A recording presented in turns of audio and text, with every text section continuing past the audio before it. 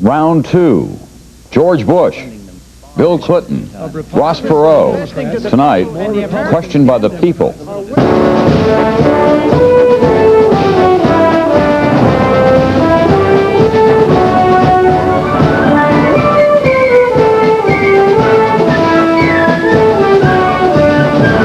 From Richmond, Virginia, NBC News Decision 92, the presidential debates. Here is Tom Brokaw. Good evening from the University of Richmond, where tonight the candidates and the voters mix it up in a freewheeling format that's never been tried before. This evening will be part debate, part game show, part talk show, and all important, with the election just 2 weeks from next Tuesday. The candidates will be coming onto the stage momentarily. They'll be sitting in some tall chairs, but they will not be confined to them. They can go out into the audience and go one-on-one with the people who will be questioning. Ross Perot, Bill Clinton, and President Bush now coming in. They can leave their chairs, as I say, for questions and interrupt each other, indeed butt in. The moderator tonight is Carol Simpson of ABC News.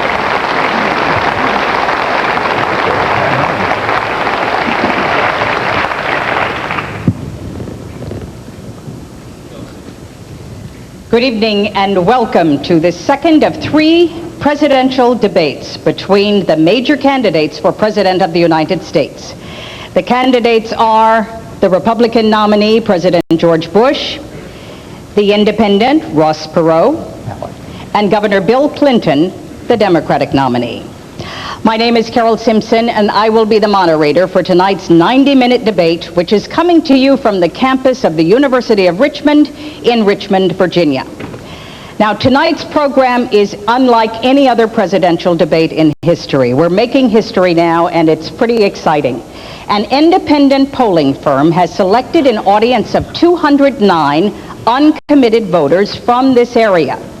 The candidates will be asked questions by these voters on a topic of their choosing, anything they want to ask about.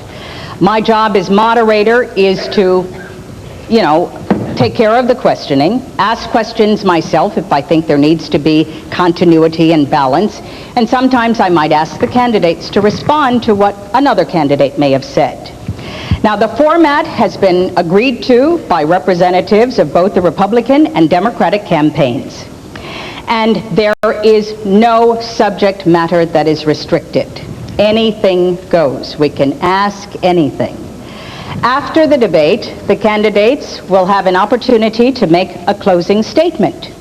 So, President Bush, I think you said it earlier, let's get it on. Let's go. And I think the first question is over here. Yes, I'd like to direct my question to Mr. Perot. What will you do as president to open foreign markets to fair competition from American business and to stop unfair competition here at home from foreign countries so that we can bring jobs back to the United States? That's right at the top of my agenda. We've shipped millions of jobs overseas, and we have a strange situation because we have a process in Washington where after you've served for a while, you cash in, become a foreign lobbyist, make $30,000 a month, then take a leave, work on presidential campaigns, make sure you got good contacts, and then go back out. Now, if you just want to get down to brass tacks, first thing you ought to do is get all these folks who've got these one-way trade agreements that we've negotiated over the years and say, fellas, we'll take the same deal we gave you. And they'll gridlock right at that point because, for example, we've got international competitors who simply could not unload their cars off the ships if they had to comply. You see, if it was a two-way street, just couldn't do it. We have got to stop sending jobs overseas. To those of you in the audience who are business people, pretty simple. If you're paying $12, $13, $14 an hour for factory workers, and you can move your factory south of the border, pay $1 an hour for labor, hire a young 25, that's assuming you've been in business for a long time, you've got a mature workforce. Pay $1 an hour for your labor, have no health care, that's the most expensive single element in making a car, have no environmental controls, no pollution controls, and no retirement, and you don't care about anything but making money, there will be a giant sucking sound going south. So if the people send me to Washington, the first thing I'll do is study that 2,000-page agreement and make sure it's a two-way street. One last point here. I decided I was dumb and didn't understand it, so I called the who's who of the folks who've been around it. And I said, why won't everybody go south? They said, we'll be disruptive. I said, for how long? I finally got them up for 12 to 15 years. And I said, well, how does it stop being disruptive?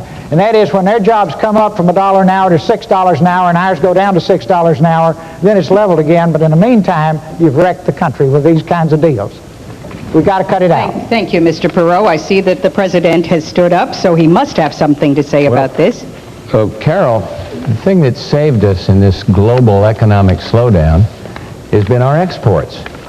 And what I'm trying to do is increase our exports. And if indeed all the jobs were going to move south because they're lower wages now, and they haven't done that. And so I have just negotiated with the President of Mexico the North American Free Trade Agreement and the Prime Minister of Canada, I might add. And I want to have more of these free trade agreements because export jobs are increasing far faster than any jobs that may have moved overseas. That's a scare tactic because it's not that many.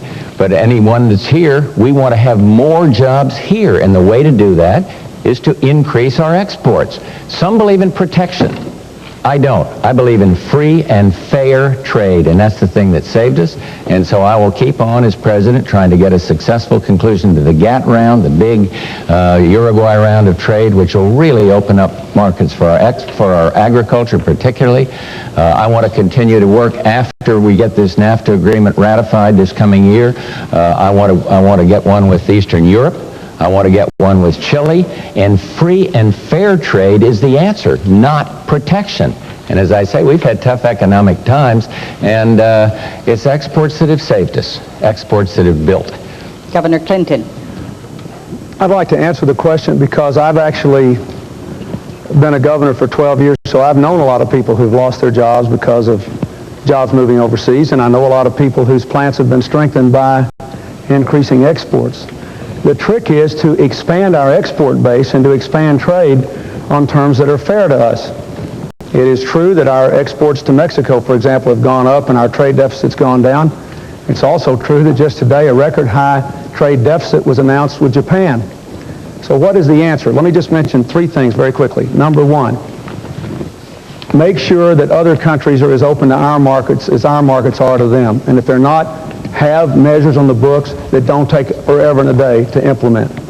Number two, change the tax code. There are more deductions in the tax code for shutting plants down and moving overseas than there are for modernizing plant and equipment here.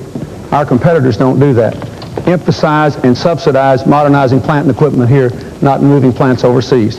Number three, stop the federal government's program that now gives low-interest loans and job training funds to companies that will actually shut down and move to other countries, but we won't do the same thing for plants that stay here. So more trade, but on fair terms, and favor investment in America. Thank you. I think we have a question over here. Yeah, this is for Governor Clinton. In the real world, that is outside of Washington, D.C., compensation and achievement are based on goals defined and achieved. The deficit is my question is about the deficit. Would you define in specific dollar goals how much you would reduce the deficit in each of the 4 years of a Clinton administration, and then enter into a legally binding contract with the American people that if you did not achieve those goals, that you would not seek a second term? Answer yes or no, and then comment on your answer, please. No, and here's why. And I'll tell you exactly why. Because the deficit now has been building up for 12 years. I'll tell you exactly what I think can be done. I think we can bring it down by 50% in 4 years and grow the economy. Now, I could get rid of it in 4 years, in theory, on the books now, but to do it, you'd have to raise taxes too much and cut benefits too much to people who need them, and it would even make the economy worse. Mr. Perot will tell you, for example, that the expert he hired to analyze his plan says that it will bring the deficit down in 5 years, but it will make unemployment bad for 4 more years. So